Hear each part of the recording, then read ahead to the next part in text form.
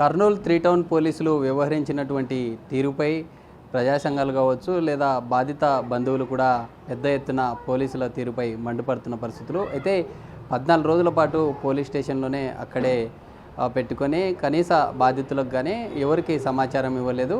ఈ ఘటనకు సంబంధించి బాధిత సంబంధించిన మహిళ ఉన్నారు. అమ్మ చెప్పండి, అసలు మీ భర్తని పోలీసులు ఎప్పుడు తీసుకెళ్లారమ్మా? అసలు ఏం జరిగింది? 12వ తారీఖు తీసుకుపోయినాడు సార్. 5 రోజుల వరకు కూడా మాకు తెలియదు, ఎలాంటిది తెలియదు మాకు. అసలు వాళ్ళు స్టేషన్లో ఉన్నారని కూడా మేము ఒక్కరమే ఉన్నాం ఇంట్లో. భార్యగా మాకు ఏ విషయం కూడా మాకు చెప్పలేదు. 10 రోజుల తర్వాత వాళ్ళు మళ్ళీ పిలిచినారు సార్. అప్పుడు కూడా మేము మాట్లాడతామంటే మాతో ఎవ్వరూ మాట్లాడిపోలేదు. ఇప్పుడు 20 రోజులు అవుతుంది, మేము స్పందించకుండా ఇంకా ఉండలేము సార్. ఎందుకంటే మాకు తెలియాలి, పిల్లలు ఉన్నారు. నేను 2 పిల్లల్ని వేసుకొని రోడ్ల మీద తిరగలేను. ఎందుకంటే వాళ్ళు పిలిచినప్పుడల్లా డైలీ బట్టలు భోజనాలు అంటే నేను ఇవ్వలేను. ఆడికి 20 రోజులు నేను తిరిగినాను సార్. వాళ్ళని పోయి అడిగితే ఇప్పుడు లేదు, రేపు రండి మేము చెప్తాము, వాళ్ళని ఎప్పుడు జైలు పంపిస్తామంటే అసలు జైలు పంపించాల్సిన అవసరం ఏం సార్ చెప్పండి అంటే మాకేం చెప్పలేదు సార్. ఇప్పుడు మాకు నిన్న తెలిసిన విషయం ఏంటంటే వాళ్ళ మీద 40-50 కేసులు ఉన్నాయని వాళ్ళు చెప్తున్నారు సార్. ఇన్ని రోజులు లేని కేసులు ఇప్పుడు 40-50 కేసులు వచ్చినాయంటే మేము ఎట్లా ఒప్పుకుంటాం సార్? కానీ మాకు మాత్రం న్యాయం కావాలి సార్. ఎందుకంటే ఇంతవరకే ముందు రోజులలో కూడా వాళ్ళ మీద ఎలాంటి కేసులు లేవు. కానీ ఈ ఒక్క 10 రోజులలోనే వాళ్ళని 50 కేసులు ఉన్నాయంటే మేము ఎలా ఒప్పుకుంటాం సార్? భార్యగా ఇప్పుడు పిల్లలు ఎంతరంగానే ఏడుస్తున్నారు వాళ్ళ నాన్న కావాలని. మేము అందుకనే లాయర్ని పట్టుకున్నాం సార్. ఇప్పుడు మాకంటూ ఎలాంటి క్యాస్ట్ ఏమీ లేవు సార్. ఇప్పుడు మా తరపున మాట్లాడడానికి కూడా ఎవరు లేరు. మాకంటూ వెనకాల ఉండి ధైర్యం సపోర్ట్ చేసేటోళ్ళు ఎవరు లేరు. ఎందుకంటే మేము బుడగ జంగాలం, మాకంటూ క్యాస్ట్ లేదు. అంటే మీకు క్యాస్ట్ సంబంధించినటువంటి క్యాస్ట్ సర్టిఫికేట్ కూడా ఉండదు సార్. అంటే గతంలో మీ హస్బెండ్ని తీసుకెళ్లేటటువంటి టైం ఏదైతే ఉందో ఆ టైంలో మీరు ఉన్నారా ఇంట్లో? అసలు ఇంట్లో ఉన్నాను సార్. ఇంట్లో ఉన్నా కూడా నాకు అసలు ఒక మాట కూడా తెలియదు సార్. ఇంట్లో మా ఆయన చెప్పేసి వస్తాను కూడా అడిగినాడంట సార్. కానీ పోలీసులు ఎవరికి ఏం చెప్పాల్సిన అవసరం లేదని దొంగతాపుని ఎట్లా తీసుకుపోతారు సార్? ఇప్పుడు ఆ మనిషి ఏమైనా చేసి ఉంటే ఇంట్లో భార్యకి పిల్లలకి అందరికి చెప్పి తీసుకుపోతారు. ఏ మాట చెప్పకుండా స్టేషన్ తీసుకుపోయి 5 రోజులు స్టేషన్లో పెట్టుకొని 10 రోజుల తర్వాత ఫోన్ చేసి స్టేషన్లో ఉన్నాడు బట్టలు లేమనంటే అంటే ఆ 10 రోజులు ఆ మనిషి చచ్చిపోయినాడు అనుకోలే, ఉన్నాడు అనుకోలే, లేడు అనుకోలే సార్. మేము పిల్లలు ఏడుస్తున్నారు నాన్న అంటే నేను ఎక్కడికి పోవాలి సార్? ఇప్పుడు స్టేషన్లో ఉన్నాడని తెలిస్తే మేము వచ్చి మాట్లాడతాం. ఏమీ తెలియకుండా మమ్మల్ని 20 రోజుల వరకు వాళ్ళు మాకు ఏం చెప్పకుండా ఉంచినారు సార్. కానీ సార్ మాకు ఒకటి సార్, ఇంటి నుంచి వెళ్ళే టైంలో పోలీసు వాళ్ళు తీసుకొని వెళ్ళారు కదా, ఆ టైంలో మీరు ఇంట్లో ఉన్నారా? అంటే చెప్పారా ఇట్లా ఫలానా మీ హస్బెండ్ని మేము తీసుకెళ్తున్నామని? ఏం చెప్పలేదు సార్. అసలు మాకు ఏం తెలియదు సార్. ఇంటికి వచ్చినారు తీసుకొని వెళ్ళిపోయినారు సార్. ఇంకంతే. ఇంకా పోలీసులు మాతో కూడా ఏమీ మాట్లాడలేదు. అమ్మ ఇట్లా మీ హస్బెండ్ని తీసుకెళ్తున్నాం అనేసి కూడా మాతో ఏం మాట్లాడలేదు. ఇంకా అప్పుడు నేను ఇంకా చాలా ఏడ్చేసిన సార్. ఎందుకంటే ఇంట్లో ఎవరు లేరు, మాకు ఉండేది ఆయన ఒక్కటే. నేను పిల్లలు మా ఆయన ముగ్గురమే ఉంటాం ఇంట్లో. ఇప్పుడు ఆయన లేడు. నేను నైట్ పూట కూడా ఒక్కదాన్ని ఉండలేను. మా అమ్మకి నైట్ ఫోన్ చేసుకున్నాం, అమ్మ ఇట్లా పోయినాడు రాలేదు, ఎక్కడ పోయినాడో ఏమో, ఏమన్నా జరిగిందేమో అనేసి మేము చాలా ఏడ్చినాం సార్. ఆ రోజంతా మేము రాత్రంతా తిరుగుతూనే ఉన్నాం, ఎక్కడ పోయినాడో ఏమో. తెలిసిన వాళ్ళందరిని అడిగినాం. తెలిసిన వాళ్ళందరిని అడిగితే లేదు మా ఆల్రెడీ మీ ఇంటికి 2 వచ్చినారు తీసుకొని వెళ్ళిపోయినారు, ఇంకా వాళ్ళు ఇక్కడ వదిలేస్తామని ఏం చెప్పినారంటే వాళ్ళు తీసుకొని పోయి అక్కడ వదిలేస్తామమ్మా, ఏం లేదు మాట్లాడే పని 2000 డబ్బులు ఇవ్వాలని చెప్పినారు సార్. వచ్చి సరే 2000 డబ్బుల పనే కదా అనేసి మేము ఊరుకున్నాం. కానీ ఆయన రాత్రి అయినా రాలేదు సార్. ఇంకా లాస్ట్ వాళ్ళతోనే ఇంకా మాట్లాడిన తర్వాత మాకు ఎలాంటి ఆచూకీ తెలియదు. ఒకటి సార్, ఇప్పుడు వీళ్ళ మీద ఎలాంటి కేసులు లేకపోయినా ఇప్పుడు వీళ్ళ మీద 30-40 కేసులు వేయించినారు. అవి మేము ఒప్పుకోవడానికి సిద్ధంగా లేము సార్. నేను ముందడుగు వేసేసినాను ధైర్యంగా. అంటే వీళ్ళని స్టేషన్కి తీసుకుపోయిన తర్వాత 5 రోజులకు మీకు ఫోన్ చేశారా? అంటే ఫోన్ చేసేటటువంటి అధికారి ఎవరు, ఏం చెప్పారు అసలు? వారం రోజుల తర్వాత రంగారావు సార్ అని సార్ ఫోన్ చేసినారు సార్. చేసి బట్టలు తీసుకురమ్మని చెప్పినారు సార్. అంతే సార్. ఎందుకు సార్ బట్టలు? అసలు ఏమేమి సార్? వాళ్ళు 2 రోజులు ఎక్కడున్నారు సార్? మాకు భార్యగా మేము ఉన్నాం కదా ఇంట్లో, పిల్లలు ఏడుస్తున్నారు, మేము ఏడుస్తున్నాం, అన్నం తింటలేము. వారం నుంచి పిల్లలు కూడా అన్నం తింటలేరు సార్. మేము కూడా అన్నం తింటలేము. ఎందుకంటే పిల్లల్ని వేసుకొని బ్యాగులు పట్టుకొని రోడ్ల మీద ఆటోలు ఎక్కి తిరుగుతూ ఉండడం అంటే మా వల్ల చూడండి సార్. చిన్నపిల్లలు 2 వారం నుంచి అన్నం తినకుండా తిరుగుతున్నాం సార్ మేము. ఆ సార్ బట్టలు తీసుకొని రమ్మన్నాడు, మేము వచ్చి ఇచ్చినాం. కానీ ఆయన మాకు ఎలాంటి ఇన్ఫర్మేషన్ లేదు. డబ్బులు ఇవ్వమని అడుగుతున్నారు సార్. కానీ ఊకనే డబ్బులు ఇవ్వమని అడిగితే మేము ఏం సమానం చెప్పాలి? అసలు ఏదానికి అడుగుతున్నారు ఏమి అనేది మాకు తెలియాలి కదా సార్. అది కూడా ఏం చెప్పలేదు. మా ఇంటికి వచ్చి మా ఇంటి పేపర్లు మేము కొన్న స్థలం తీసుకొని పోయి ఆ ఇంటి స్థలం మీదనే వాళ్ళు మళ్ళీ పెట్టి మాకు 3 లక్షలు ఇవ్వమని అడుగుతున్నారు సార్. మా స్థలం మీద మీ మమ్మీ వాళ్ళకెందుకు సార్ 3 లక్షలు ఇస్తాం? అది మా స్థలం సార్, మేము సొంతంగా కొనుక్కున్నాం సార్. ఆ స్థలాన్ని మేము అమ్ముకోనికి సిద్ధంగా లేము సార్. మీరు ఏమైనా వేసుకోండి సార్. ఆ స్థలాన్ని అయితే మేము అమ్మము, మీకు ఎలాంటి డబ్బులు ఇవ్వము. ఇప్పుడు ఇవ్వాలన్నా మా కాడ 1 రూపాయి లేదు. మా తల తాకట్లు పెట్టాలా సార్? చెప్పండి, మేము ఎక్కడికైనా వెళ్ళి చచ్చిపోవాలన్నా చెప్పండి అని మేము ఆ రోజు చాలా ఏడ్చినాం సార్ ముందర. మీ ఇష్టం అమ్మ, లేకుంటే ఇంకా స్థలం పోతుంది, మీకు ఏదో మంచి కోసం ఏదో 1 లక్ష రూపాయలు ఇస్తే మీ స్థలం ఇచ్చేస్తామని వాళ్ళు చెప్పినారు సార్ మాకు. కానీ మేము అంత డబ్బులు తేలేము సార్. ఎందుకు డబ్బులు అడగడం జరిగింది? ఎందుకు ఆ విధంగా పోలీసులు వ్యవహరించారు? అది కూడా తెలియదు సార్. వాళ్ళు జస్ట్ 3 లక్షలు కట్టండి మీ వాళ్ళని వదిలేస్తాము అని కూడా చెప్తలేరు సార్. 3 లక్షలు కట్టండి అమ్మా తర్వాత మాట్లాడుకుందాం అనేసి మాత్రమే చెప్తున్నారు సార్. అంతకుమించి వాళ్ళు మాతో ఏమీ చెప్పలేదు. నిన్న మేము లాయర్ వాళ్ళతో మాట్లాడుకొని 20 రోజులు అవుతుంది అనేసి మేము ఇట్లా పిటిషన్ వేసిన తర్వాత అప్పుడు 3 టౌన్ నుంచి మేము జడ్జి మేడం దగ్గరికి వెళ్ళిన తర్వాత ఆ మేడం మాకు సపోర్ట్ ఇంకా మాట్లాడిన తర్వాత మేము బయటకు వచ్చిన తర్వాత అప్పుడు 4 టౌన్ వాళ్ళు మాత్రం రోడ్డు మీద అందరు చుట్టుముట్టేసినారు సార్. చుట్టుముట్టేసినారు. వెంటనే మమ్మల్ని 4 టౌన్కి తీసుకుపోయినారు సార్. మేము అడిగినాం ఎందుకంటే ఘటన జరిగింది కదా, మొత్తం ఘటన జరిగిన తర్వాత ఎన్ని రోజులకు మీరు లాయర్ని కలిశారు? లాయర్ని కలిసిన తర్వాత ఎలా ఈ యొక్క సీను ఇదైంది? 18 రోజుల తర్వాత కలిసినాం సార్. అంతవరకు మేము ఎదురు చూస్తూనే ఉన్నాం సార్. ఎందుకంటే మా ఆయన వస్తారు, వాళ్ళ సార్ వాళ్ళు ఏం చెప్తున్నారంటే వస్తారు, రేపు వస్తారమ్మా, ఈరోజు వస్తారు, లేకుంటే మేము జైలుకి వేస్తాము, సబ్ జైలుకి వేస్తాము, లేకుంటే అది అని చాలా చెప్పినారు సార్. ఎందుకు సార్ సబ్ జైలుకి వేస్తారు? అసలు మా కారణం ఏదో తెలిస్తే మేము ఏదైనా తెలుసుకొని మేము మా వాళ్ళని నిడిపించుకొని ఏదో ఒకటి చూసుకుంటాం సార్ అంటే వాళ్ళు మాకేం చెప్పలేదు సార్. 20 రోజులు అవుతుంది మేము చూసినాం. ఇంకా మేము లాయర్ని మాట్లాడుకున్నాం సార్ ఎట్టన్నా కానీ.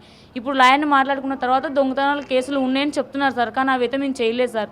ఇప్పుడు వీళ్ళ మీద అన్యాయంగా 30-40 కేసులు వేసినారు, కానీ ఇట్లా ఎంతమందిని సార్ బలి చేస్తారు? ఇప్పుడు మన దేశంలో జరిగేటివన్నీ ఇవే సార్. చేయని తప్పులకి మీద వేసేసి ఎంతోమందిని చంపేసినట్టు కూడా మనం చూస్తూనే ఉన్నాం. చంపేసి పాడేస్తారు.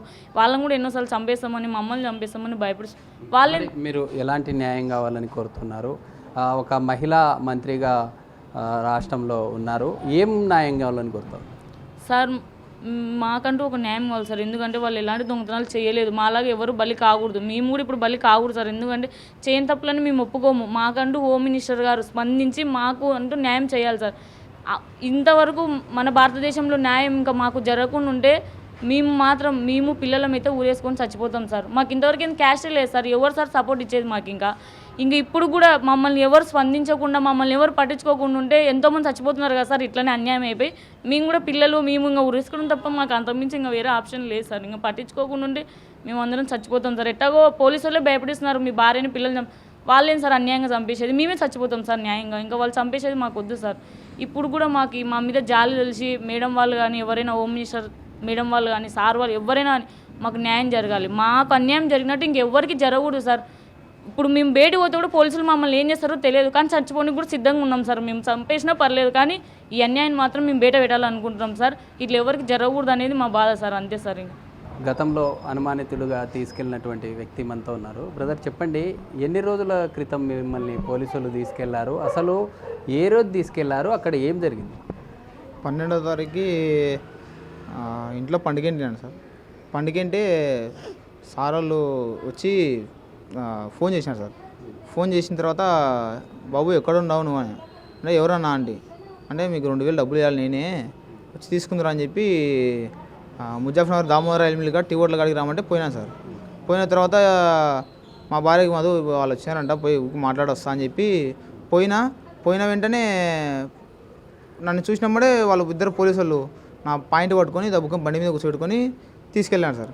తీసుకెళ్ళిన తర్వాత డైరెక్ట్గా పోయేటప్పుడు సార్ మా భార్య కానీ చెప్దాం పండి సార్ అంటే ఏమొద్దు అని చెప్పి సార్ ఒక మాట మా ఎత్తగానే ఫోన్ చేసి చెప్తా సార్, మా భార్య ఒక్కతే సార్ ఉండేది, పిల్లలు ఉన్నారు సార్ అంటే ఏమొద్దని చెప్పి సెల్లు గుంజుకొని స్విచ్ ఆఫ్ చేసినారు సార్. ఫోన్ స్విచ్ ఆఫ్ చేసిన తర్వాత ఇంకా స్విచ్ ఆఫ్ చేసినారు. ఇంకా నన్ను ఎదురుగా పోయి స్టేషన్లో కూర్చోబెట్టి నువ్వు దొంగతనం చేసినా ఒప్పుకోవాలా, లేదంటే కొడతాం, లేదంటే మీ ఫ్యామిలీని చంపేస్తాం, మీ పిల్లల్ని ఫ్యామిలీ అందరిని చంపేస్తామని చెప్పి ఒప్పుకోమంటుంటే నేను అప్పుడు కూడా ఒప్పుకోకుండా నన్ను కొట్టినారు. ఇంకా మరీ దారుణంగా కొడుతుంటే ఇంకా నేను ఇంకా ఏం చేయాలి అర్థం కాక ఒప్పుకున్నా సార్. ఒప్పుకున్న తర్వాత సార్ ఇంకా ఇంత ఒప్పుకున్నాక సార్ మా భార్యకైనా ఫోన్ చేసి చెప్పండి సార్ అంటే కూడా చెప్పలేదు సార్. ఒక 5 రోజుల తర్వాత మా భార్యకు ఫోన్ చేసి మా భార్యతో ఫోన్ మాట్లాడించినారు. మా భార్యతో ఫోన్ మాట్లాడించిన తర్వాత వచ్చి ఇక్కడికి 3 టౌన్ స్టేషన్ కాడికి వచ్చి సిఎస్ఆర్ వాళ్ళందరితో మాట్లాడుతా అంటే ఎవరు మాట్లాడారు మీతో, మీ మూతో ఒక నిమిషం మాట్లాడండి, ఒక నిమిషం మాట్లాడినారు. ఎమ్మడే ఇంటికి బయటికి దొబ్బేస్తున్నారు పిల్లల్ని మా భార్యని. వాళ్ళు ఏడ్చుకుంటూ పోతుంటే సార్ ఇప్పుడన్నా ఒక మాటనే చెప్పండి సార్, ఏదో ఒక మాట వాళ్ళకి కొంత ధైర్యం అన్న ఉంటుంది వాళ్ళకి, ఏదో ఒకటి చెప్పండి సార్ అంటే కూడా ఏం చెప్పుకున్నారు వాళ్ళు. అసలు ఏం చేస్తున్నారో మాకే అర్థం కాక. గతంలో ఏదన్నా మీరు దొంగతనాలు కానీ లేదా వేరే కార్యకలాపాలకు ఏదైనా పాల్పడ్డారా? అసలు ఎందుకు పోలీసులు వచ్చి మిమ్మల్ని తీసుకెళ్ళిన 15 రోజులైనా కూడా ఎక్కడ బయటకు కూడా ఇన్ఫర్మేషన్ ఇవ్వలేదు? అసలు ఏం జరిగింది? మనకైతే తెలియదు సార్. అది నాకైతే ఇంతవరకింది కదా, నేను యా స్టేషన్లో అడుగు పెట్టిందే లేదు ఇంతవరకింది. నా మీద ఒక కేసు లేదు, ఒక ఇంతవరకు ఫస్ట్ టైం సార్ నేను ఇన్ని రోజులు స్టేషన్లో ఉండి బాధ అనుభవించడం అంటే ఫస్ట్ టైం సార్ ఇది. నేను వాళ్ళు తిట్టే మాటలకి మా భార్య పిల్లల్ని, మా అమ్మగారులని, మా అమ్మని మా అత్తని మా భార్యని పిల్లల్ని అందరిని చంపేస్తాము, వాళ్ళని ఇట చేస్తాము ఇట చేస్తాము, గొంతులు కోస్తాము ఊరేస్తాము చంపేస్తామని చెప్పేసరికి ఏం చేయాలని అర్థం కాక ఆ తప్పులన్నీ ఒప్పుకున్నాను సార్. ఎవరో చేసినటువంటి తప్పుల్ని మా మీద వేసినారు సార్. అప్పుడు అడిగాను సార్ నేను చేయలే కదా, ఒకవేళ చేసిన పడితే ఫింగర్ ప్రింట్స్ తీపియండి, అన్ని ఇళ్ళల్లో నేను 17 ఇళ్ళు చూపించారు కదా, ఆ 17 ఇళ్ళు ఫింగర్ ప్రింట్స్ తీపిచ్చి నా మీద చూపించండి సార్ అంటే కూడా వాళ్ళు చూపించకుండా వాళ్ళు మాకు ఏం చేయట్లేదు సార్.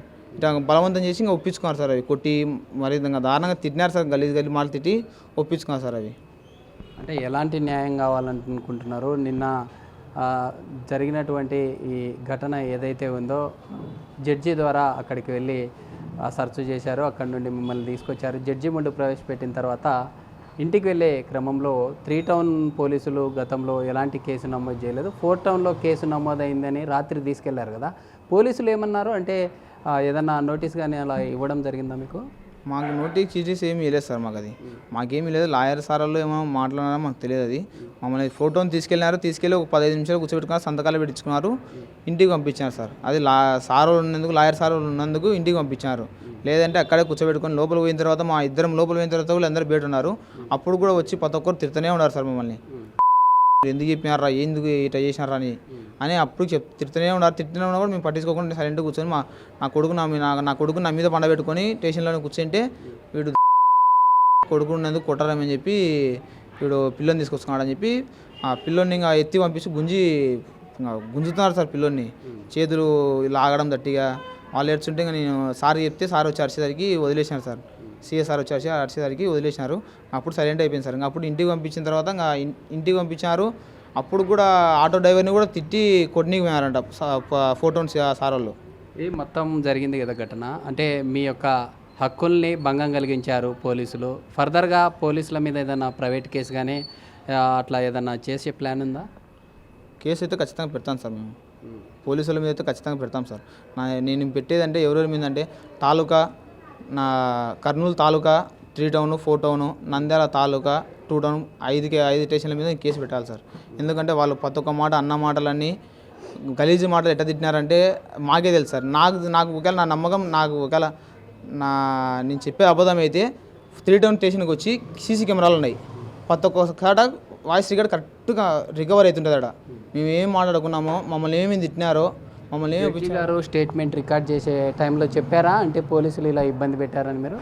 చెప్పాను సార్. జడ్జి మేడంకి చెప్పినాము, ఇట్లా చేసినారు మేడం, ఇట్లా ఒప్పించినారు, ఒప్పుకోకుంటే కొట్టడము చంపేస్తాము అందరని చెప్పేసినారు మేడం. అంటే సర్లే మీకేం కాదులేండి, మీరేం భయపడకండి, మీ ఫ్యామిలీతో ప్రశాంతంగా ఇంటికి పోండి అని చెప్పినందుకు చెప్పినారు. కిందికి వచ్చేసరికి 4th రౌండ్ వాళ్ళు ఒక 50 మందో 40 మందో వచ్చినారు సార్. పోలీసు వాళ్ళందరూ వచ్చి ఆటో నిండా చుట్టుముట్టినారు. చుట్టుముట్టేసరికి ఏం చేయాలో అర్థం కాక మా అత్త మా పిల్లల్ని కొట్టాకండి, మేము చంపాకండి అని చెప్పి మా అత్త కొంచెం ఏడ్చింది సార్. ఏడ్చేసరికి వాళ్ళు మేమేమో చేయలేమ్మా, లాయర్ సార్ ఉన్నందుకు మేమేం చేయము, వాళ్ళు ఉన్నంతవరకు మేమేం అనలేమ్మా అన్న తర్వాత ఇంకా పంపించాను సార్. ఇంటికి పంపించి సైలెంట్గా అయిపోయింది సార్. బ్రదర్ చెప్పండి, ఇతను ఏమవుతారు మీకు? అంటే పోలీసులు ఇతన్నేమో 3 టౌన్కి తీసుకెళ్లారు, మీకు ఏ స్టేషన్కి తీసుకెళ్లారు, ఏం జరిగింది? నేను బెంగళూరులో ఉంటాను సార్. నేను బెంగళూరులో నేను, నా భార్య, నా పిల్లలు ఉన్నాము. 13వ తారీఖు 2:30కి వచ్చారు సార్. చీకట్లో వచ్చి కారులో వచ్చారు. అది మఫీ డ్రెస్లో వచ్చారు, డ్రెస్లో రాలేదు. వచ్చి నన్ను తలుపు కొట్టగా నా భార్య వాకిలు తీసింది సార్. తీయగానే ఎవరు అని అడిగితే పోలీసు వాళ్ళు అని చెప్పారు సార్. పోలీసు వాళ్ళు అని చెప్పి నన్ను బెంగళూరు నుంచి కర్నూలు 4 టౌన్కి తీసుకొచ్చారు సార్. 4 టౌన్ తీసుకొని వచ్చి ఒక 5 డేస్ పెట్టి 5 డేస్ తర్వాత నన్ను 3 టౌన్కి పంపించారు సార్. 5 డేస్ తర్వాత అక్కడ మాట్లాడించి నన్ను మళ్ళీ 3 టౌన్కి పంపించారు. అప్పుడు మా బామ్మడి 3 టౌన్లో ఉన్నాడు సార్. ఆ తర్వాత అక్కడికి రావడం, వీళ్ళు రావడము, మీరు ఇది చేసినారు అది చేసినారు సార్. మేము చేయలేదు సార్. సరే సార్ మాకు చేసింటే మా ఫింగర్ ప్రింట్స్ చూపాను, మేము చేసినామంటున్నారు. ఓ సీసీటీవీ ఫుటేజ్ ఏదైనా కానీ. అంటే ఏం చేస్తారు మీరు బెంగళూరులో ఉండి? ఏం వర్క్? వంట మాస్టర్ సార్. పెళ్ళిళ్ళకు, బర్త్డే ఫంక్షన్లకు వంట చేస్తాను సార్. నా భార్య ఇళ్ళల్లో పనిచేస్తుంది సార్. మేము అట్లా ఉండగా మమ్మల్ని ఇక్కడికి తోలుకొని వచ్చారు.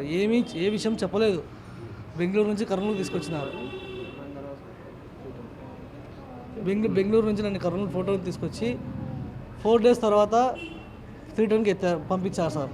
3 టౌన్కి పంపించాక రంగారావు సారు వాళ్ళంతా కలిసి మమ్మల్ని మీరు ఇదంతా చేసినారు, మీరు ఒప్పుకోవాలి, ఇవంతా మీరు ఒప్పుకోకపోతే మిమ్మల్ని వేరే విధంగా టార్చర్ చేస్తాము, వేరే విధంగా మిమ్మల్ని టార్చర్ చేస్తామని చెప్పారు సార్. అయితే మనం చూస్తూ ఉన్నాము ఇక్కడ ఉండే ఈ నంబర్ ఏదైతే ఉందో నంబర్ నుండి 3 టౌన్ సార్ అనే నంబర్ ఉంది. ఈ నంబర్ నుండి కాల్స్ వచ్చాయి. కాల్స్ వచ్చినటువంటి డేటాను మనం చూస్తూ ఉన్నాము. ఇందులో ప్రధానంగా 3 టౌన్ సంబంధించిన పోలీసు వారు వీళ్ళకి ఫోన్ చేసినటువంటి కాల్ లిస్ట్ ఇది. అమ్మ చెప్పండి, అంటే మొదటగా పోలీసులు చెప్పి ఏం మాట్లాడారు, అంటే ఎవరు ఇతను అసలు? ఇతను మాకు తెలియదు సార్, 3 టౌన్లో కానిస్టేబుల్ అని చెప్పినారు సార్. మీకు ఏమన్నా అవసరం ఉంటే మాకు ఫోన్ చేయండి అని ఒక వారం తర్వాత మాకు ఫోన్ చేసి చెప్పినారు సార్. ఆ తర్వాతనే ఇవన్నీ మేము మాకు అవసరం ఉన్నప్పుడు ఫోన్ చేసుకున్నాం సార్. ఇప్పుడు ఇంట్లో ఎన్నో పరిస్థితులు బాగాలేవు, మాకు బియ్యం లేవు, ఇప్పుడు మేము తిన్నిగా బియ్యం లేవు సార్, నిజంగా లేవు. ఇప్పుడు బియ్యం అయిపోయినాయి, నాకు డబ్బులు లేవు. ఇప్పుడు నేను దానికోసం అడగాలంటే మా ఆయన్ని అడగాలి సార్. ఎందుకంటే నేను పని కూడా పోను సార్, నేను రోజులు ఏంది ఏ రోజు కూడా బయటికి పోలేదు. ఆయన ఇన్ని రోజుల నుంచి పని పోయినారు. ఇప్పుడు మాకు బియ్యం లేవు.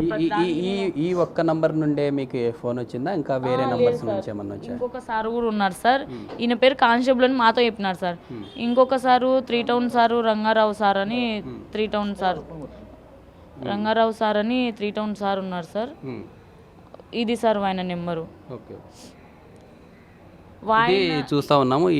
ఈ డేటాలో కూడా దాదాపుగా 2 మినిట్స్ మాట్లాడారు. 2 మినిట్స్ ఈ మాట్లాడినటువంటి కాల్ ఏదైతే ఉందో, అంటే ఏం మాట్లాడారమ్మా? దాదాపు 2 నిమిషాలు ఫోన్లో మాట్లాడారు. ఈ ఒక్క విషయము మీరు రండి ఇక్కడికి ఒకసారి మీతో మాట్లాడాలి అది ఇదని చాలా మాట్లాడినాడు. ఎందుకు సార్ అని అడిగితే, లేదు మీరు ఫస్ట్ ఇక్కడికి రండి అమ్మా, కొంచెం స్థలం పేపర్లో అది మాట్లాడాలి అది ఇదని చాలా చెప్పినారు సార్.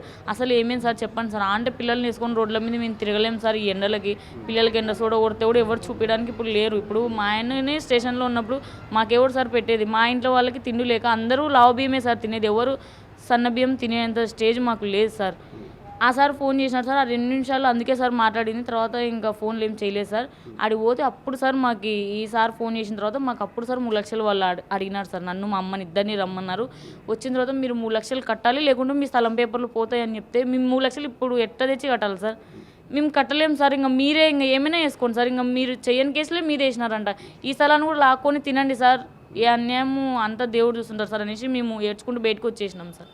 అప్పుడు మాత్రం ఇది మొత్తంగా ఈ కాల్లో రికార్డింగ్లో మనం చూసాము. కాల్ హిస్టరీలో దాదాపుగా 2 పోలీసు సంబంధించిన అధికారుల నుండి ఫోన్లు చేశారు. ఫోన్లు చేసి ఈ వారం తర్వాత ఆ బాధితులు ఎవరైతే ఉన్నారో అనుమానితులుగా ఉండేటటువంటి 2 బాలకృష్ణ, మహేష్ ఇద్దరిని వేరువేరు పోలీస్ స్టేషన్లో ఇంటరాగేట్ చేసే పేరిట పోలీసులు ఇబ్బందులకు గురి చేశారు. వారి యొక్క మనోభావాలు కూడా దెబ్బతీశారు. రానున్న రోజుల్లో ఖచ్చితంగా ప్రైవేటు కంప్లైంట్ కూడా పోలీసుల మీద మేము పెడతాము. ఒకవేళ పోలీసులు ఇలానే ఈ వేధింపులు ఏవైతే ఉన్నాయో అలానే వేధింపులకు పాల్పడితే ఖచ్చితంగా మాకు ఆత్మహత్యలే చేసుకోవడానికి, మా కుటుంబం అంతా కూడా ఆత్మహత్యలు చేసుకోవడానికి సిద్ధంగా ఉన్నాము. ఎందుకు మేము ఎలాంటి తప్పు చేయలేదు, చేయనటువంటి తప్పును ఒప్పుకోవాలి అంటూ తమకుండే ఆస్తులను అమ్మి డబ్బులు ఇవ్వాలి అనేటటువంటి గతంలో ఏవైతే ఈ అనుమానితులుగా ఉండేటటువంటి సందర్భం ఏదైతే ఉందో కేసును ఇంటరాగేట్ పేరిట తీసుకెళ్లారు. దాన్ని జరిగినటువంటి ఘటన ఏదైతే ఉందో ఘటనకు సంబంధించి ఈ తప్పును ఒప్పుకోవాలంటూ పోలీసులు బలవంతంగా ఒప్పించారంటూ కూడా బాధితులు కోరుతున్న పరిస్థితి. అయితే హోమ్ మినిస్టర్ను కూడా కోరుతున్నారు. ఒక మహిళగా ఉంటూ మహిళలకు అర్ధరాత్రి పూట పోలీస్ స్టేషన్ ముందు ఈ విధంగా జరిగినా ఎందుకు స్పందించడం లేదు అంటూ కూడా కోరుతున్న పరిస్థితి అయితే కనిపిస్తూ ఉంది. అయితే బాధితులు తమకు న్యాయం జరగాలని కోరుతున్న పరిస్థితి. వీడియో జర్నలిస్ట్ రాజుతో శ్రీరామ్, కర్నూలు నుంచి. For more videos like this, subscribe Big TV channel.